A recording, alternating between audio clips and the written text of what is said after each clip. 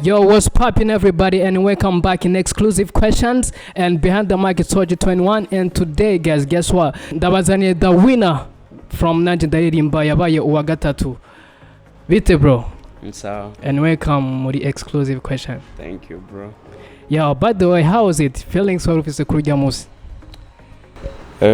Navuga ko byari ibintu byiza first kuba muri batatu kubera ko umuntu wese muri 15 yari yifuza kuba muri kijya kibanza. Yeah, and after abavyeyi abagenzi, how was it kuba petete wari witeze kuba mbere canke uwa kabiri gusumba kuba gatatu? Abagenzi canke umuryango wavyakiriye gute kurya musi? Navuga ko biguma ari umunezero kubera ko njewe nanabivuze bwa mbere muri emission sindi muri competition kugira ntware agashimye ariko nifuza kuba muri competition nk'ushaka kuba mu meilleur. Urashobora kubura agashimye mugabo ukaba mu ba meilleur umuntu akapressia kavuga ati ujya muntu nawe yabuze kino kintu hari ikindi kinakeneye cyangwa kwiriye. So tutarandiriye brother, turafise agakima ito guteguriye kuri uno mwanya. Reka nsabe umuntu bari behind fashwa mu mpere. Tubwira ibintu birimwo kugira ngo n'abakunzi b'Islam bamenye ivyo ari byo. Exclusive questions. Question ya mbere avuga ngo nihe experience igoye wagize muri Nanje Ndaririmba utigeze ubwira umuntu n'umwe? Yaravuga ko experience nagize donc canke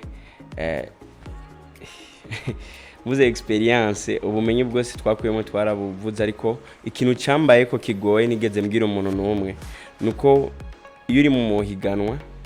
icyambere ntubuzi ikibanza uzoronka mugabo uba witeze kuba wa mbere. Rero je nabaye wa gatatu mugabo hari gihe usanga uriganiriza wewe nyene ubwawe ukabona kumengo wibwe. Iyo ni ntambara umuntu agwana mu gihe mugabo agize agashimwa aronka. Rero ivyo bikunda kuba ku batabaye aba mbere n'abandi bari nyuma bataronse. Ico nico numva novuga. Hama ikibazo kigira kabiri kivuga ngo ni ikihe kintu cyagushikiye kikagutangaza kikanagutwenza? Navuga first icyambere kuri jewe cyanshikiye kikantangaza nuko umunsi yaba preselection jewe sinari nabimenye baragize kuwa gatanu kuwa gatandatu hama mbona umuntu ku munsi wa gatandatu wa nyuma arambajije mbega we ntiyandikije mvuga nari yandikishije ndavye ku mariste cyasanga nari kuririmba vendredi. Hama rero nshitse ngaha turabasaba rero baratwemerera cyambere cyanangaje nuko nabonye liste sanga nabaye mu uwa mbere ku rutonde rwa preselection rusohotse. Rero ico cyarantangaje kandi cyarantwengeje kubera ko like abandi bari bafise nka desmene bavyitegurira mugabo njiwe sinanakoze repetition nari ntashe mbere umengo ndanagwaye mugabo ndavuga ati no reka ngende gutanta ama chance ndabe yuko basi sinze ndabate ku mwikomo nze nite ku mwikomo jewe nyene. Ico cyarantangaje cyane kubera ko like liste umusisohoka je sinaravye ngo mere kuba mbere je nahereye kuba 15 gushika kuri 30 hama sinibona candayireka mugabo mbona umuntu ambwiye felicitation candasubiramo kuyiraba cyasanga nabaye wa mbere. Ico cyarantangaje gose. Iyo kice je kwishura irimo amakesi abiri. Donc shaka yuko utwishura zose uguruke. Kibazo cya kabiri kivuga ngo ni kihe kintu cyagushikiye kikagutangaza kikanagutwenza? Rero like mvuze ko ngaha cantangaje kubera ko sinovuga ko cyantwengeje kubera ko umuntu wese aba yizeye inguvu yakoresheje. Mugabo ikintu cansekeje naho sugucoza canke kuvuga abandi mugabo nuko like hari abantu bari bizeye yuko kubera ko barimwo muri Nanje Ndaririmba iheruka ko numbo bategerezwa kubandanya. Rero abo bantu navuga ko sindabakengereye mugabo like arageze igihe ndatwenga mvuga none babantu ko batabandanije kandi ko donc bo bari bizeye ko bari babaye muri competition mugabo abandi nabo babandanije bizeye inguvu z'ibikorwa vyabo. Kesho ya gatatu iravuga ngo ikintu wakoze mu buzima utazopfa wibabariye cyazananye na competition. Abantu buzima bwa misi yose ngaho urumva haba competition haba hanze nta kibazo gusa utubwiye ico kintu cyarico ya nuko hari imisi myinshi nikengere kutajya gukompeta n'abandi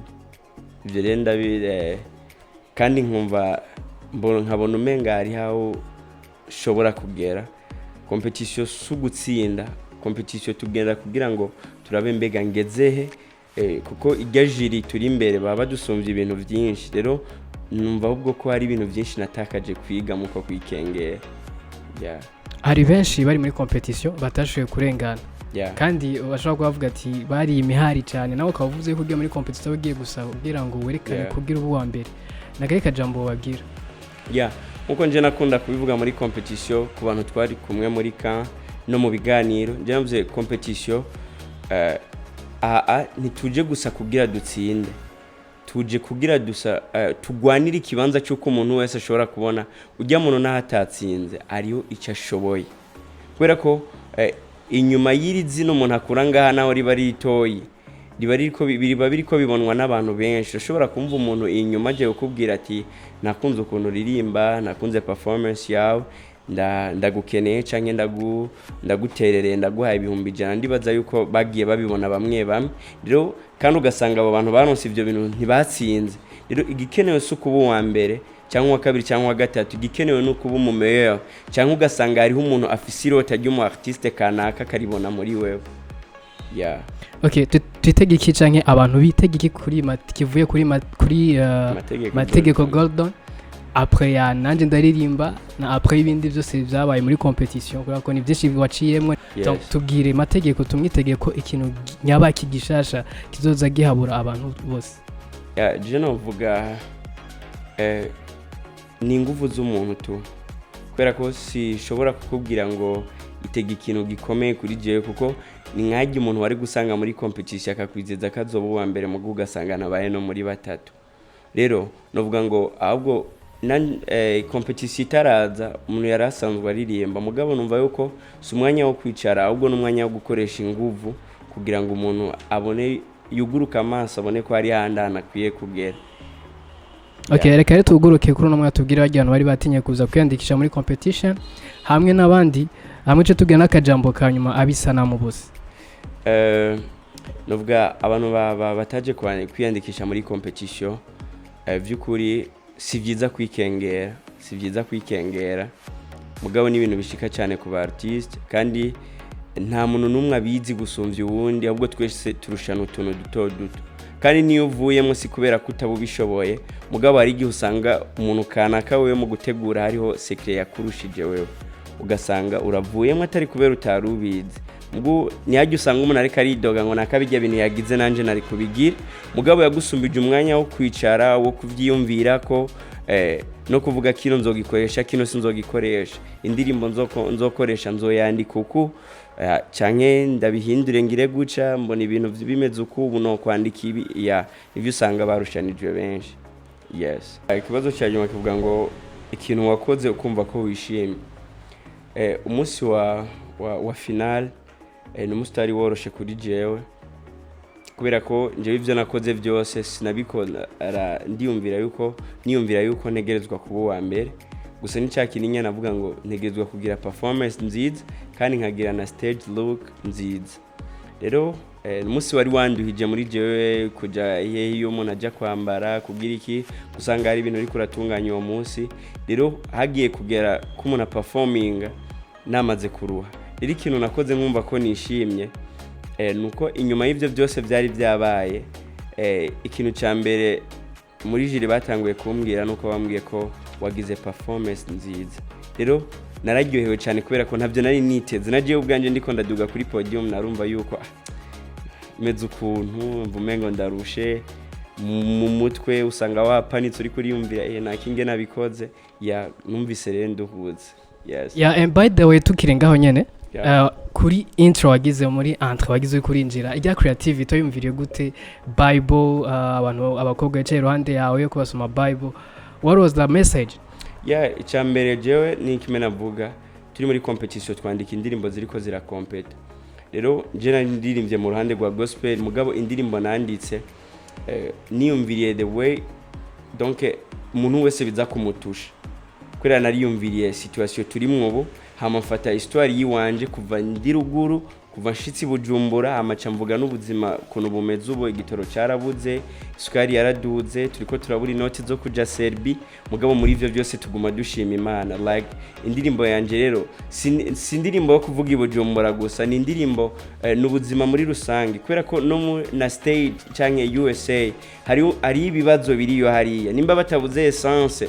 nimba isukari itaduze nabo nyene barafise kuntu bariko barastruggling ugiye mu Rwanda ugiye muri Tanzania uje hehe hose usanga imiji ifise ingwarane zayo rero ni indirimbo umuntu wese yari nimba atabuze igitoro abuze ikindi kintu indirimbo ashobora kwitoramo hama Bible na kantike kuba barabimpaye mu nyuma nivyo bintu vyamfashije gutenamo ivyo bibazo like usanga ijambo rikuremesha uri mu ngorane karirimba izo ndirimbo zo kuramya Imana kumvura remurutse niyo mpamvu nabigize mejije kuririmba amabaraza barabimpa akajambo kanyuma kubisanamu akajambo kanyuma no kuri isanamu novuga nuko batocika intege like nkuko mu ndirimbo nabivuze ravye abaririmbyi none tugire gute ko turiko turabura iyo tuja turiko turabura aho tuvugira donc abaririmbyi barahari ni benshi message barazifise mugabo like bariko barabura abantu babafasha rero novuga ngo iki ni gikorwa ciza cyo gufasha kubera ko ndazi yuko hari abantu benshi biriko biranezera cyane biriko birakora ku mitima Thank you so much brother hamambwira wa muntu wewe wacitse intege wacitse inguvu remember to take the Bible remember gufata ijambo ry'Imana ukaririmba uturimbo dushemeza Imana hama ibintu byose bizogenda fresh so thank you so much brother and thank you for your time hama nawe ukurikiranye ikiganiro cyose gushika kuri uno mwanya gihereyeho thank you so much reka ndabwira ati remember to subscribe hama remember to share ugire ko na like comment turakeneye comment zanyu please so see you next time